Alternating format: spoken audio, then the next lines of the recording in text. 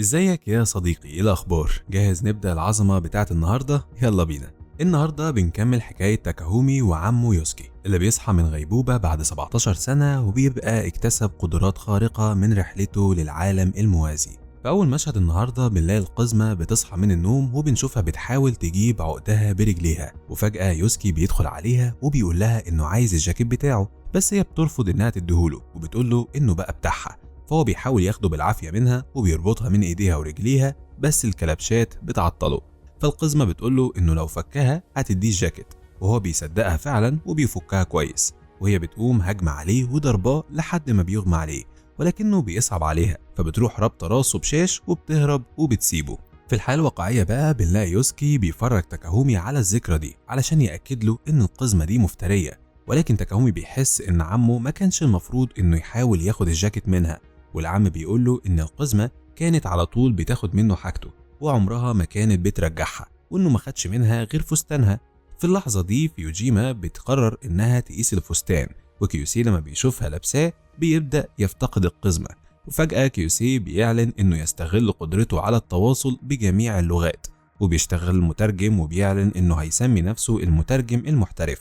تاكاهومي بيوافق على الاسم ده، وفيوجيما بتقرر انها لازم تروح. بعد كده بنشوف تاكاهومي وهو بيتفرج على عمه وهو بيلعب لعبة فيديو، وكيوسي بيبدأ يشرح له هو ازاي بيقدر يخلي العدو بتاعه في اللعبة انه يقتل نفسه بنفسه، وبيتفشخر بقدراته على اللعب قدامه وبيقول ان قدراته دي انقذته في العالم الموازي. بيبدأ يوري ان هو تاكاهومي يعني ذكرى تانية. في الذكرى دي بنشوف كيوسي وهو بيقاتل مجموعة من المغامرين علشان بيحسبوه انه غول. لما كيوسي بيكسب بيبدأ يشرح للمغامرين انه مش غول ولا حاجة، والمعالجة أليشيا بتتعرف عليه وبتفتكر ان سكان المدينة حسبوه غول قبل كده، وبتقنع زمايلها إدجار وريجا ان هم يطلبوا من كيوسي انه يساعدهم في انقاذ قرية من هجوم بتاع مجموعة كده من الغيلان. كيوسي طبعا بيوافق، وبعد كده بنشوف كيوسي وأليشا وباقي المغامرين في القرية وهم بيجهزوا نفسهم عشان يواجهوا الغيلان. كيوسي بيقول لهم انه عنده فكرة عبقرية علشان يقضي عليهم، وبيبدأ ينادي الغيلان ويشتمهم، وهم طبعا بيتغاظوا وبيجروا عليه وبيضربوه. في الواقع بنلاقي بقى كيوسي وهو بيقول لتاكاهومي ان خطته عشان يضحك على الغيلان علشان يقعوا في حفرة في الارض فشلت، وان هو بعدها حاول انه ينفذ طريقة النطة العالية ولكنها برضه بتفشل، ومش بيعرف ينشن صح على اي غول. وفي الاخر كيوسي بيوقع جبل على الغيلان علشان يقضي عليهم. تاكاهومي بيحاول يقنع عمه ان طرق اللعب بتاعته فشلت وانها ما انقذتوش ولا حاجة، ولكن كيوسي بيصمم انها لعب الفيديو هي اللي انقذته. بعد كده بنرجع للذكرى وبنلاقي كيوسي بيتمشى مع باقي المغامرين ويبان ان هما هيبقوا صحاب، بس فجأة أليشا بتقول انها شافت كيوسي وهو بيعيد تشكيل الحاجز حوالين المدينة، وكيوسي بيقرر ان هو يمسح ذاكرتها هي وباقي زمايلها. تاكاهومي بيتصدم من ردة فعل عمه، ولكننا بنعرف ان كيوسي بيقابل نفس المغامرين دول تاني في المستقبل، وبنعرف ان هما بيتخانقوا معاه تاني علشان برضه بيحسبوه غول، وان هو مرة تانية بيقدر يقنعهم ان هو مش غول ولا حاجة، وبيتصاحبوا للمرة التانية وبيتعاونوا مع بعض علشان يقضوا على قنفذ عملاق. وبنكتشف ان كيوسي بيبقى متحمس انه هيقابل القنفذ العملاق ده علشان بيتخيله زي الشخصية الكرتونية سونيك، بيبقى عايز يصاحبه، ولكنه بيتصدم لما بيشوف القنفذ الحقيقي ده فعلا، بيلاقيه مش شبه سونيك خالص، وكمان لما بيكلمه بيكتشف انه مش هيعرف يصاحبه علشان هو بيبقى بيستمتع بقتل البشر، وبيقرر انه يقتله ويحرقه لحد ما بيتحول لرماد. في اللحظة دي في الواقع بنلاقي تليفون فيوجيما وهو بيرن، وتاكاهومي بيكتشف انها نسيت موبايلها معاهم، وهو وكيوسي بيقرروا ان هم يروحوا عشان يرجعوه لها. ولما بيلاقوها بيشوف راجل شكله غريب ومريب ماشي جنبها، فكيوسي بيدي قوته لتاكاهومي بشكل مؤقت وبيقول له يروح لفيوجيما علشان يرجع لها موبايلها. ولما تاكاهومي بيروح لفيوجيما وبيقرب من الراجل المريب بيكتشف انه شايكي اخو فيوجيما، والاتنين بيفرحوا لما بيتعرفوا على بعض. بعد كده كيوسي بينضم ليهم، وفيوجيما بتعرف اخوها عليه وبتقول له انه يوتيوبر، وشايكي مش بيفهم معنى الشغلانه دي يعني ايه اصلا. تاكاهومي بيشرح له الشغلانه وبيقول انه كان ناوي يدافع عن فيوجيما لو شايكي طلع بلطجي، وفيوجيما بتساله هو كان ناوي يعمل ايه، فهو بيقول لها انه استلف قدرات من عمه، وفجاه بيخفي نفسه هو وفيوجيما وبيحط نسخ منهم افتراضيه مكانهم، وبيطير بفيوجيما لمبنى وراهم. هي بتنبهر طبعا بالحركات دي، وهما الاتنين بيقعدوا في فصل فاضي، وهي بتقوله إن الحركة دي فكرتها بأيامهم في المدرسة مع بعض لما تاكاهومي دافع عنها لما كان في ولاد بيضايقوها. تاكاهومي مش بيفتكر الموقف ده خالص وبيقرر إنه يعرض الذكرى دي، وبنكتشف إن فيوجيما هي اللي كانت بتتنمر على الولاد، وإن تاكاهومي هو اللي فهم الموقف غلط وحسب الولاد هم اللي بيتنمروا عليها ويدافع عنها.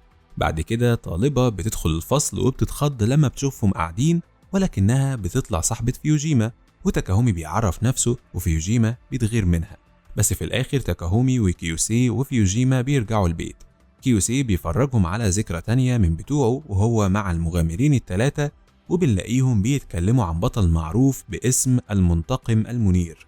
أليشا بتقول إن هي البطلة دي وبتستخدم سيف إدجار علشان تأكد كلامها فعلا، ولكنها بتخدش السيف وبتضطر إنها تعتزل لإدجار على طول. كيوسي لما بيبص في ذكريات أليشا بيلاقيها هي وزمايلها بينسبوا الفضل لنفسهم للقضاء على الغيلان اللي كيوسي قتلهم بالجبل، ولكنه قبل ما بيواجههم أليشا بتفتكر تاني إن كيوسي هو اللي أعاد تشكيل الحاجز، وكيوسي بيقرر يمسح ذاكرتها تاني، ولكن أليشا بتقوله إنها مش هتقول لحد عن الحاجز لو هو مش عايز حد يعرف. بعد كده بنشوف كيوسي وباقي المغامرين وهما بيبدأوا مغامرة جديدة لاكتشاف عرين مظلم مليان فخاخ، وأول ما بيدخلوا كيوسي بيقول تعويذة وبيكتشف إنه عن طريق مختصر كده ممكن إن هو يوصل بشكل آمن يوصلهم لكنز العرين، واللي بيطلع عبارة عن عصا سحرية ذهبية. ولكن المغامرين لما بيشوفوا الكنز بيحسوا إن هما ما يستاهلوش ياخدوا الكنز ده أصلا لأنهم ما تعبوش علشان ياخدوه. فكيوسي بيفهم غلطته وبيمسح ذاكرتهم وبيرجع بيهم تاني لمدخل العرين، والأربعة بيواجهوا الفخاخ والمخاطر مع بعض لحد ما بيوصلوا للكنز. والمرة دي المغامرين بيفرحوا بالعصاية السحرية وبيعرفوا إن هم يستحقوها فعلا. وفي الواقع بنلاقي تاكاهومي فرحان إن عمه كون صداقات مع المغامرين دول، ولكن لما بنرجع للذكرى بنلاقي كيوسي عايز يمسح ذاكرة صحابه الجداد، بس لما أليشا بتقول إنها فرحانة إنها عرفته العم بيغير رأيه وبيقرر إنه يمشي ويروح للعاصمة من غير ما يمسح ذاكرتهم. أليشا بتديه 3 تعويذات علاجية علشان هو ساعدهم في مغامرتهم. وفي الواقع بنلاقي تاكاهومي بيمدح عمه على قدراته القتالية البارعة، والعم بيقول لهم إن ألعاب الفيديو جيمز هي اللي ساعدته إنه ينجح في كل مغامراته. فتاكاهومي بيطلب من عمه إنه يكمل لهم القصة ويوريهم اللي حصل معاه في العاصمة، وكيوسي بيعرض فعلا باقي ذكرياته. في الذكريات بنلاقي كيوسي بيواجه مجموعة من الجنود وبيسألهم هم ليه خلوا أليشا بطلة، وبنشوفه وهو بيقرأ أفكار قائد الجنود وبيعرف منه مين اللي خلاها بطلة وبيختفي وبيسيب الجنود. وفي العاصمة بنشوف اجتماع ما بين قائد البلد ريكاردو والمستشار بتاعه، وبنعرف إن أليشا وزمايلهم كانوا المفروض يموتوا في المهام بتاعتهم اللي القائد بعتهم فيها، وإن هو كان ناوي يستغل موتهم علشان يزود تمويل الجيش. في اللحظة دي كيوسي بيظهر وبيواجه ريكاردو وبيتهمه إن هو قاتل، ولكن القائد بيدافع عن نفسه وبيقول له إن المغامرين كانوا عارفين إن هم ممكن يموتوا، وكيوسي مش بيعرف يرد عليه، فبيقرر إنه يحول لنفسه لشكل المدرس بتاعه بتاع إعدادي علشان هو كان بيخاف منه زمان، وبيبدأ يضرب ريكاردو بالقلم زي ما المدرس كان بيعمل معاه بالظبط. لما مساعدة ريكاردو بتحاول إنها تدافع عنه كيوسي في شكل المدرس بيضربها هي كمان، فريكاردو بيقول له إن هو كان عايز تمويل الجيش وبيحاول إنه يكبر فيه علشان في حاجات غريبة بتحصل في البلد الفترة اللي فاتت، زي موت التنين الناري من غير السيف الثلجي واختفاء الحاجز الحامي. فكيوسي لما بيسمع الكلام ده بيعرف ان هو السبب ورا خوف ريكاردو وبيبطل يضربه. وفي اللحظة دي ميبل بتظهر وكيوسي بيرجع لشكله الأصلي، وبنعرف ان ريكاردو هو اللي استدعاها، والاتنين بيبان ان هما بيقاتلوا عشان الجنود ولريكاردو، ولكننا بنعرف ان المعركة هي خيالية وانها من صنع سحر بتاع كيوسي، وان في الحقيقة ميبل وكيوسي بيبقوا قاعدين بيتكلموا مع بعض وبيتفرجوا على المعركة الخيالية مع الجنود. وبنعرف ان ميبل بقت شغالة مقاتلة تبع ريكاردو، وبنلاقيها بتطلب من كيوسي انه يخسر في المعركة الخيالية علشان مرتبها يزيد، ولكن كيوسي بيرفض.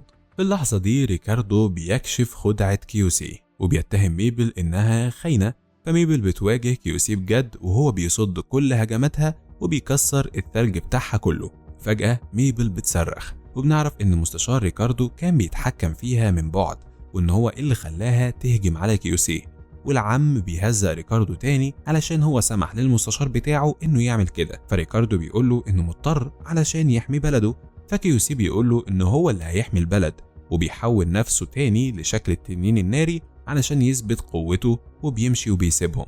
وفي الواقع بنلاقي تاكاهومي وفيوجيما مبهورين بالعم وبيهنوه على شجاعته، بس هو برضه بيصمم ان كل ده كان بفضل العاب الفيديو. ولما بنرجع للذكريات بنعرف ان ميبل خسرت شغلها مع المملكة بعد معركتها الخيالية مع كيوسي. لما بنرجع لتاكاهومي بنلاقي أصداف غريبة طلعت على جسمه. كيوسي بيخمن ان ده رد فعل جسمه ضد السحر اللي استلفوا منه لما راح يرجع الموبايل لفيوجيما. لما تاكاهومي بيبدأ يتحول اكتر واكتر، كيوسي بيتحول معاه علشان يطمنه، وفجأة الاتنين بيتحولوا لديناصورات، وفيوجيما طبعا بتتصدم. بعد كده بننتقل يومين قدام وبنلاقي ان في موجة حر منتشرة في اليابان، وبسببها بنلاقي ابطالنا متأثرين طبعا بالحر ده. لما كيوسي بيحاول يلعب لعبته المفضلة ولكنها مش بتشتغل من الحرارة، بيبدأ ان هو يفقد اعصابه. وفجأة فيوجيما بتوصل وبتسأل كيوسي هو ليه مش بيستخدم سحره للقضاء على الحر، وكيوسي على طول بيستخدم سحره الثلجي وبيخلي الأوضة ساقعة كأنها مكيفة. كيوسي وتاكاهومي بيشكروا فيوجيما على اقتراحها الذكي ده جدا. بعد كده تاكاهومي بيبدأ يسأل عن شكل الأرواح اللي ادت كيوسي قدرته السحرية، وبيتخيل ان هم على شكل بنات حلوة وجميلة، ولكن كيوسي بيشرح له ان الأرواح عبارة عن طاقة كامنة في الكون ومش بتاخد شكل جسدي أصلا. وفجأة كيوسي بيسمع رسالة من الأرواح وبيقول ان هم محتاجين يشتروا راس بقرة. لما تاكاهومي بيشوف سعرها اونلاين بيلاقيها هتكلف 5000 مليون ين، فكيوسي بيقول لهم ان هم في مشكلة علشان الروح اللي مدته بقوة التلج طالبة راس بقرة كتعويض. وتاكاهومي بيقلق طبعا، بس فجأة كيوسي بيقول لهم ان الروح غيرت رأيها ودلوقتي عايزة راس سمك. بعد كده بنلاقي كيوسي وهو طمعان في راس السمكة، وبيقول انه لسه عنده شهية الديناصور من وقت ما التحول اللي كان فيه هو وتاكاهومي. وبنرجع للزمن من ورا وبنشوف قد ايه تاكاهومي وكيوسي كانوا مدمرين لما تحولوا لديناصورات. وفي الواقع بنلاقي كيوسي بيقول انه خطر ان اي حد يتحول لفترة طويلة لكائن تاني، وبيبدأ يوري تاكاهومي وفيوجيما ذكرى ليه لما تحول للتنين الناري، وبنشوف انه اتحبس في شكل التنين لمدة شهر، وانه ما كانش عارف يفتكر حتى هو مين، لحد ما القزمة لقيته وحاربته وغلبته وقدرت انها تتواصل معاه ذهنيا وتفكره انه انسان مرة تانية. بعد كده مجموعة من الجنود بقائدهم اللي هو راكون فالكون بيظهروا وبيبقوا بيدوروا على التنين. لما القزمة بتشوفهم بتخاف، وبنعرف انها مدينة لعيلة راكون فالكون ده بفلوس كتيرة، وانها اصلا اميرة، والمعلومة دي بتصدم تاكاهومي وفيوجيما. وفي الذكرى بنلاقي راكون فالكون وهو بيطالب بفلوسه من القزمة، ولما بيكتشف انها مش معاها فلوس بيفكرها انها قدمت نفسها كتعويض لو الفلوس ما رجعتش في ميعادها. فالقزمة بتتعصب وبتبقى هتهجم عليه، ولكنه بيفكرها تاني بالعهد اللي ما بينهم اللي بيمنعها من استخدام السحر ضده. وفي اللحظة دي كيوسي بيفوق وبيتدخل ما بينهم وبيقضي على العهد السحري اللي بيقيد القزمة، وبيحاول يمشي وبيقول للقزمة ان هم كده خالصين، ولكنها بتوقفه. وفجأة مقاتل عملاق من تابعين العيلة الملكية بيظهر علشان يعاقب القزمة، ولكن كيوسي بيدي واحد من الخواتم بتوعه لراكون فالكون في مقابل انه يسيب القزمة في حالها.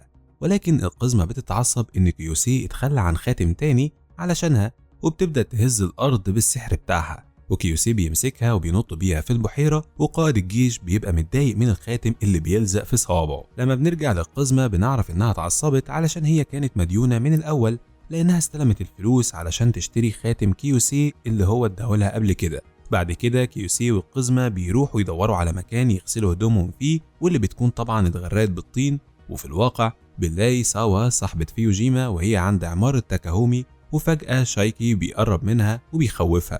لما تاكاهومي بينزل وبيشوفهم ساوا بتخاف اكتر لما بتسمع كلامه مع شايكي عن الحشرات. ولما ساوا بتدخل الشقة بتجري على فيوجيما وبتقول لها تبعد عن تاكاهومي علشان هو شاب مريب اصلا. بس فجأة بتلمح رؤوس السمك بتوع كيوسي وبتترعب اكتر وبتحاول انها تهرب من الشقة، ولكن في اللحظة دي كيوسي بيدخل وبيخضها بضحكته المريبة.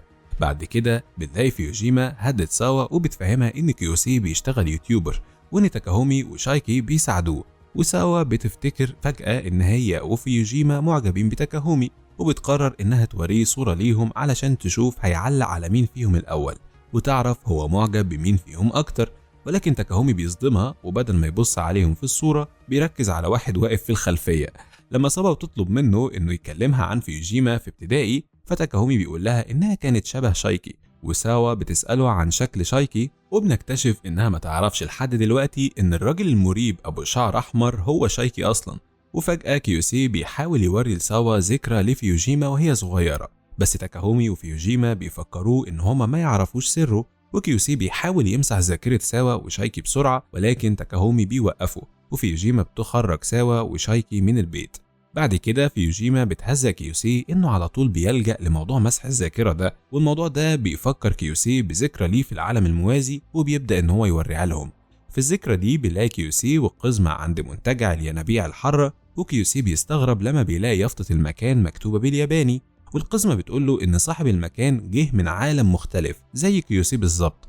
وفجأة هولوجرام لصاحب المكان بيظهر وبيتكلم عن الينابيع بتاعته وعن قدراتها على العلاج، ولكن كيوسي بيحول الهولوجرام لشكل كرتوني، وفيوجيما وتاكاهومي بيتعصبوا منه. في المنتجع القزمة بتبقى مبسوطة بالمكان، بس كيوسي بيتضايق لما بيعرف ان ما فاضلش غير أوضة واحدة، وفي الأوضة كيوسي بيسحب المرتبة بتاعته في الدولاب، وبيقول للقزمة انه ما بيعرفش ينام جنب حد وبيتعصب عليها، وهي بتسيبه في حاله.